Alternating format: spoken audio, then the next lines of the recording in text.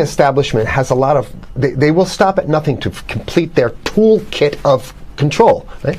So one of the things that has been missing from the toolkit of total control has been quarantines and curfews. Right? Mm-hmm. So now, welcome to the new world in America, where to get on a bus, to go through a subway station, if you think that the procedures at the TSA are onerous, right? Guess this is coming to a bus depot near you. It's a more invasive way, and the ruling class needs this because, let me say, if the ruling class ever saw wide-scale civil unrest, you'd see an Ebola outbreak in America right away. Okay, so this is, what you see is that Ebola is another tool in the toolbox of the ruling class control. Yeah, to keep down absolutely, repression. Positively, 100%. This is a tool. Right. Ebola doesn't just magically start spreading. Mm-hmm. And then we have this doctors that come back here. The white people, of course, live. Mm-hmm. You know, the two whites who got it survived. All the black people that get it die. Right? It's very possible that these one of these NGOs over there is going around with a veil of Ebola or spreading it from a small plane onto villages. The point is to get hundreds of thousands of people infected with it and create the next phase of control. Now, one of the things I'd like to show to back up my my claims here. Here's a document from the Rockefeller Foundation. Rockefeller Foundation, right there. You can zoom in on that, where my finger is. It's called Scenarios for the Future International Development, the Rockefeller Foundation. All right? Okay, let's take a look at what they're saying here. This is something like a 50, 60-page document. I'd like you to go to page 18, if you can look at this up on the internet, but I'll read it off to you. It's called lockstep, lockstep. And this is a phrase that I used right after 2001 when I saw the entire system of the United States, including the population, were in lockstep. So the Congress went along, and yes, it was Osama bin Laden, and the people waved their flag and said, I hate, hate, hate, hate, and everything was in lockstep. Well, in 2010, they published this, Rockefeller Foundation, and here's what they're saying. They're saying that they call it a scenario. These are scenario narratives, and they speak about it in the past tense. So they put out this scenario, lockstep. A world of tighter, top-down government control and more authoritarian leadership with limited innovation and growing citizen pushback. Okay, I'll read a little bit of it. In 2012, the pandemic that the world had been anticipating for years, nobody was anticipating a pandemic, finally hit. Unlike 2009's H1N1, this new influenza strain originating from wild geese, they use some scenario, but this is Ebola they're talking about. Ahead. Even the most pandemic-prepared nations were quickly overwhelmed when the virus streaked around the world, infecting nearly 20% of the global population and killing 8 million in just 7 months, the majority of them healthy young adults. The pandemic also had a deadly effect on economies. You can see the agenda. Just naked, raw, naked control agenda written down, and it's anybody's guess how this becomes effectuated in real life. So whether this is written specifically as marching orders or whether people take it upon themselves in the intelligence networks to say, okay, well, this has been produced, so this is the plan here. But these narratives have to be written in advance because the intelligence agencies don't know how to do these narratives. They need help. So these think tanks, they come up with these like Rand Corporation, Rockefeller Foundation. These are think tanks of death. They're not the think tanks, they're not there to find great ways to help people. Right? Okay, the pandemic also had a deadly effect on economics. International mobility of both people and goods screeched to a halt. Right? Which is what they want. They want a completely isolated world, right? Debilitating industries like tourism and breaking global supply chains. Well, of course they want tourism stopped because they're not in the tourism business, and they want you at home in your house in front of the TV, then they got you, because once you watch the TV, they own your soul. Even locally, Wait a second, we're on television. I mean commercial television, let's say. National. Even locally, normally bustling shops and offices sat empty for months. Okay, so I love how they talk about it in the past tense in 2010. Right? The pandemic blanketed the planet, though disproportionate numbers in Africa died.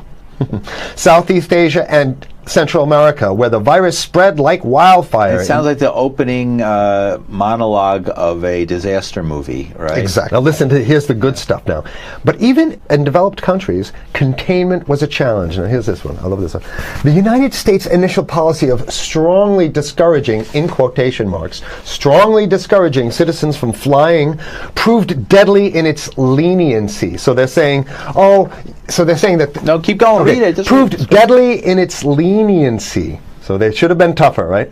Accelerating the spread of the virus, not just within the United States, but across borders. However, a few countries did fare better. China in particular.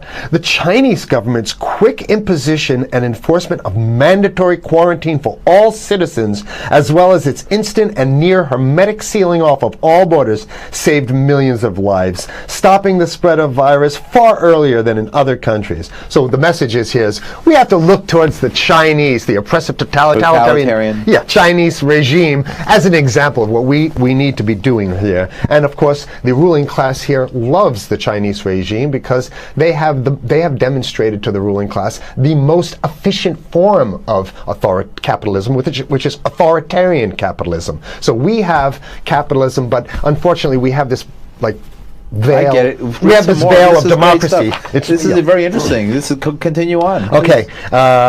China's government was not the only one that took extreme measures to protect its citizens from risk and exposure.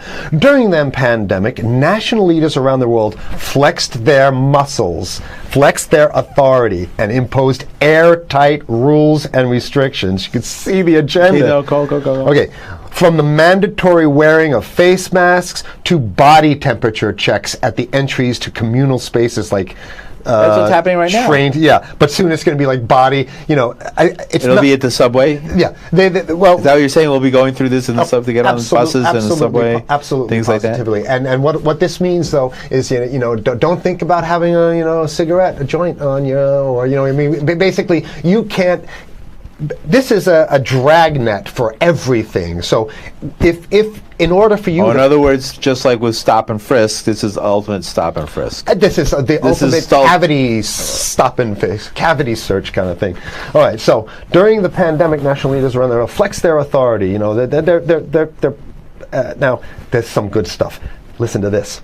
And even supermarkets, they want body checks at supermarkets. Okay, so basically what they're saying is they're building a system where every move you make, you got to go through them. You can't get food. Well, how about if you go to the farmer's market? Right. Here's the good stuff now. I mean, it just keeps getting better. Even after the pandemic faded, this more authoritarian control and oversight of citizens and their activities stuck.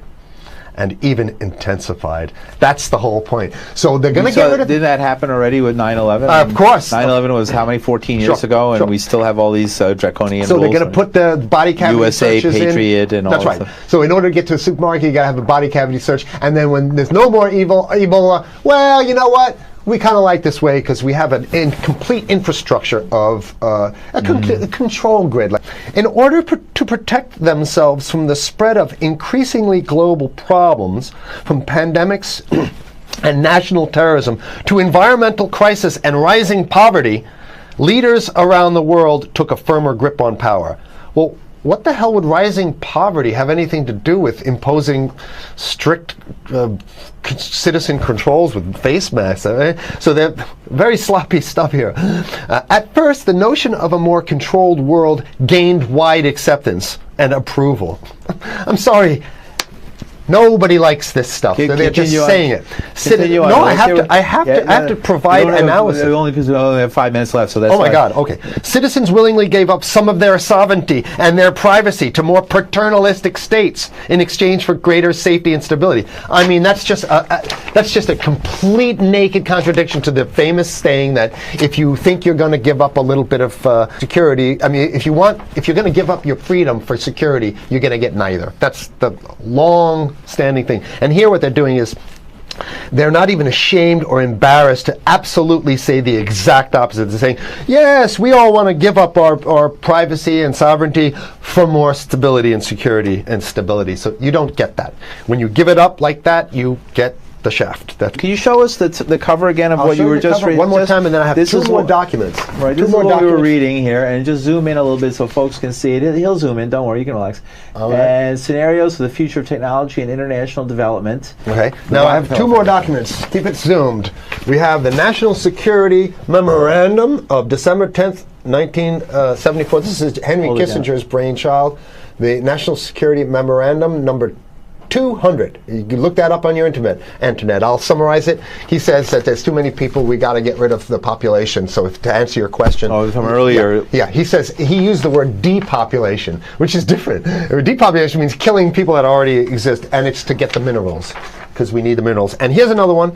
The CDC has a patent on Ebola. They patented it. Yeah? Right. So basically, if you want to get a cure for your Ebola, you got to go. It right up here, right? It says human Ebola virus species and compositions and methods thereof, and it's a patent. It's a patent. They patented the main strain plus something like 17 other strains of it. So they own it now, and I don't know how exactly you can own that, but apparently they've done the same thing. Yeah, I didn't think you could own a natural. Yeah, you can.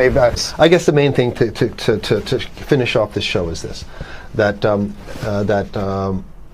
they want to get more control, more and it's going to be curfews and quarantines. So what I'm saying is that unless the American people start to get some new way to revolt, a new way to organize, new way to protest, unless we can break through the apathy, because that's what we have here, then it's going to be a slave state here. The ruling class doesn't seem to have too much resistance. They're getting everything on their Christmas shopping list, and they've been wanting quarantines and curfews for a long time. Now they got it.